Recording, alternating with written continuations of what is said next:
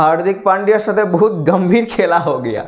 মানে এটা বলছে এই জন্যে কি হার্দিক পান্ডিয়ার সাথে যেইভাবে গম্ভীর খেলা, মানে গম্ভীর গৌতম গম্ভীর যেভাবে খেলা করে দিয়েছে, কিন্তু এটা এই যে এই নিউজটা কি হার্দিক পান্ডিয়ার সাথে গৌতম গম্ভীর খেলা করে দিয়েছে, এইটা কিন্তু সম্পূর্ণ ঠিক নয়। কারণ যে হার্দিক পান্ডিয়াটাকে ক্যাপ্টেন্সি থেকে বা ভয়েস ক্যাপ্টেন থেকে সরানো টি-20 বা ওডিআই, তার মেন কারণ কিন্তু এই গৌতম গম্ভীর নয়। কারণ একটা নিউজ চ্যানেলের সাক্ষাৎকার থেকে একটা নিউজ আসছে যে কি হার্দিক পান্ডিয়াকে কিন্তু গৌতম গম্ভীর পুরোভাবে সরায়নি। এইখানে কিছুটা জিম্মেদারি রয়েছিল নির্বাচক কমিটির হেড অজিত আগারকার ও কিছু নির্বাচক কমিটির সদস্যর। কারণ এই যে হার্দিক পান্ডিয়াকে টি-20 বা ওডিআই থেকে ক্যাপ্টেন্সি থেকে সরানো বা ভয়েস ক্যাপ্টেন্সি থেকে সরানো, এখানে মানে এইভাবে যে একটা গৌতম গম্ভীর ইশারা করেছিল জাস্ট কি টি-20তে ক্যাপ্টেন দেওয়া হোক এমন একজনকে যিনি সবসময় ফিট থাকেন বা প্রত্যেকটা ম্যাচ খেলার জন্য প্রেজেন্ট থাকেন, ও তিনি কিন্তু ভালোও যেন খেলেন বা টি-20 নাম্বার 1 চয়েসও থাকেন। এইখানে তিনজন, একটা ছিলেন জসপ্রীত বুমরা, একটা ছিলেন সূর্য কুমার যাদব আর একটা হার্দিক পান্ডিয়া। তো এখানে জসপ্রীত বুমরাকে করা হয়নি, তার আমি কারণ ব্যাখ্যা করেছি যে তাকে প্রত্যেকটা সিরিজ খেলানো হবে না, তাহলে কিন্তু জসপ্রীত বুমরাকে ক্যাপ্টেন করার কোনো গুঞ্জাইশ থাকছে না। তৃতীয় হচ্ছে সূর্য কুমার যাদব, তিনি কিন্তু 90% ম্যাচ খেলেন, তাহলে তার গুঞ্জাইশটা কিন্তু অনেকটা বেড়ে যায়। ও হার্দিক পান্ডিয়া কিন্তু 40% ম্যাচে ফিট থাকেন না, ইনজুরির কারণে বাইরে থাকেন। সেইটাকে উপলব্ধি করেই যে একটা ডিসিশন নেওয়া হয়েছে।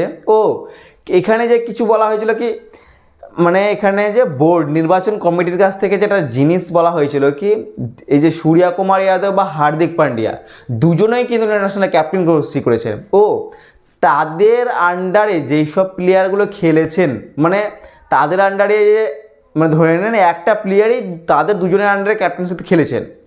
তো এই যে বিসিসিআইয়ের যে নির্বাচক কমিটি তাদের কাছ থেকে ফিডব্যাক চেয়েছিল সে প্লেয়ারগুলোর কাছ থেকে কি তাদের কার আন্ডারে খেলাটা বেশি পছন্দ, সূর্য কুমার যাদব না হার্দিক পান্ডিয়ার, কে বেশি মেনটেনটা ঠিক করতে পারে। তো এইখানে এই যে প্লেয়ারগুলোর যে ফিডব্যাক, এই প্লেয়ারগুলোর যে ফিডব্যাক ছিল, এই প্লেয়ারের ফিডব্যাক হিসাবেই কিন্তু হার্দিক পান্ডিয়াকে টি-20 ক্যাপ্টেন্সি থেকে সরিয়ে দেওয়া হয়েছে ও সূর্য কুমার যাদবকে টি-20 ক্যাপ্টেন বানিয়ে দেওয়া হয়েছে। কারণ এই যে ফিডব্যাক কে বেশি মেনটেন করতে পারে, কে বেশি ফ্রেন্ডলি। কারণ এখানে দেখা গেছে যে হার্দিক পান্ডিয়াকে যখন ক্যাপ্টেন্সি বা আর কোনো দায়িত্ব দেওয়া হয়, তার ভিতরে যে একটা অহংকার বা অ্যাটিটিউড, সেই জিনিসটা হার্দিক পান্ডিয়ার মধ্যে আছে।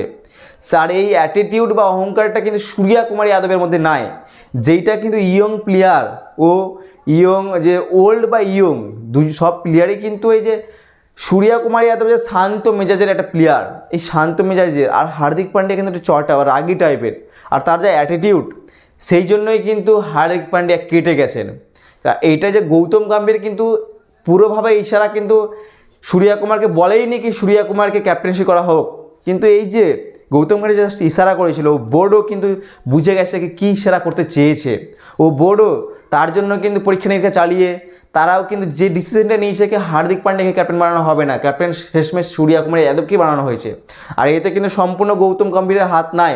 কারণ কিছু হার্দিক পান্ডিয়ার ফ্যানগুলো যারা আছে কি পুরো গৌতম গম্ভীর কিন্তু এই চেঞ্জটা করিয়ে দিয়েছে কি হার্দিক পান্ডিয়াকে ক্যাপ্টেন থেকে সরিয়ে দেওয়া হয়েছে, কিন্তু এটাতে পুরো গৌতম গম্ভীর হাত নয়। কারণ এখানে নির্বাচক কমিটির যে হেড অজিত আগারকার, তারও কিন্তু এখানে পরামর্শ রয়েছে ও তারাও কিন্তু যেইভাবে ডিসিশন নিয়েছে প্লেয়ারের কাছ থেকে, যেমন হার্দিক পান্ডিয়ার আন্ডারে জাসওয়ালও খেলেছে ও সূর্য কুমার আন্ডারে জাসওয়ালও খেলেছে। এই যে এইসব প্লেয়ার জাসওয়াল, এদের কাছ থেকে যে একটা ফিডব্যাক নেওয়া, এই ফিডব্যাকে কার আন্ডারে খেলতে তাদের পছন্দ হয়, এই ফিডব্যাক হিসাবেই কিন্তু ক্যাপ্টেনটা বানানো হয়েছে সূর্য কুমার যাদবকে।